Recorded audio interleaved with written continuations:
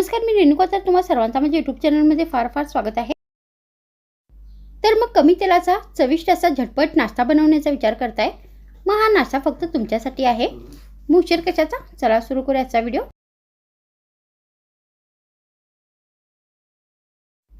मग ही रेसिपी बनवण्यासाठी सर्वात आधी आपल्याला एक बाउल घ्यायचा आहे आणि मी इथे 1 कप शिजवलेली मुगाची डाळ घेतलेली आहे. तर तुम्ही इथे मुगाच्या डाळीच्या जागी तूर डाळ पण घेऊ शकता. त्यानंतर याच्यामध्ये आपल्याला एक बारीक चिरलेला कांदा घालायचा आहे. त्यानंतर यामध्ये एक बारीक चिरलेला टोमॅटो घालायचा आहे.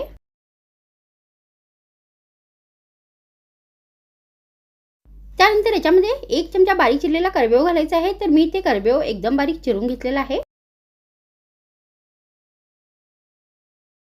त्यानंतर याच्यामध्ये अर्धा चमचा हळदीची पावडर घालायची आहे. मग यामध्ये चवीनुसार मीठ घालायचं आहे.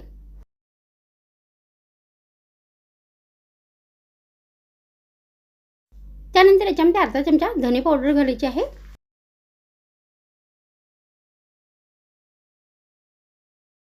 त्यानंतर यामध्ये आपल्याला चवीनुसार लाल मिरचीची पावडर घालायची आहे.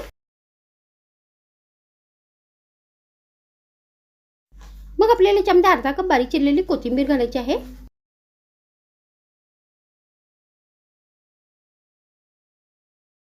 मग शेवटी आपल्याला याच्यामध्ये 1 कप गव्हाचे पीठ घालायचे आहे. तर तुम्ही ते गहू पिठाच्या जागी तांदळाच्या पिठाचा पण वापर करू शकता, नाहीतर बेसन या बारीक रव्याचा पण वापर करू शकता. त्यानंतर आता आपल्याला हे सगळे साहित्य चमच्याने व्यवस्थित मिक्स करायचे आहे आणि यामध्ये थोडे थोडे पाणी घालायचे आहे. आणि या रेसिपीसाठी हे बॅटर बनवून घ्यायचं आहे. तर हे बॅटर आपल्याला फार पातळ नाही बनवायचं आहे.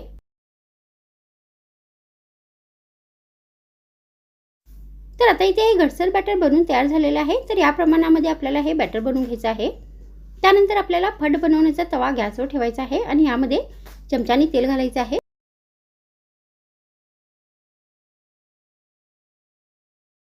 आणि मग या साच्यामध्ये आपल्याला चमच्याने हे बॅटर घालायचं आहे.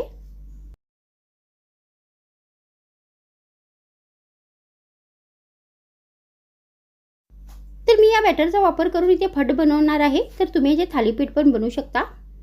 तर आता आपल्याला हे फड 2 या 3 मिनिटांपर्यंत एका बाजून फ्राय करून घ्यायचे आहे.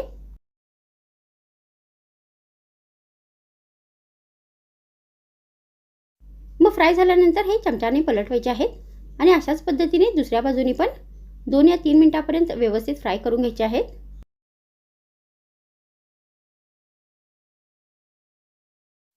तर अशा पद्धतीने हे फड आपल्याला दोन्ही बाजूनी व्यवस्थित ब्राऊन होईपर्यंत फ्राय करून घ्यायचे आहेत.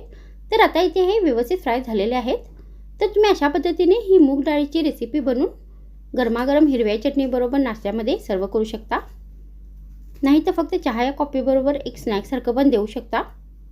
तर माझ्या व्हिडिओमध्ये इतकेच. पुन्हा भेटूया आणखीन एक नवीन व्हिडिओमध्ये. तर मग थँक्स फ्रेंड्स वॉचिंग माय व्हिडिओ.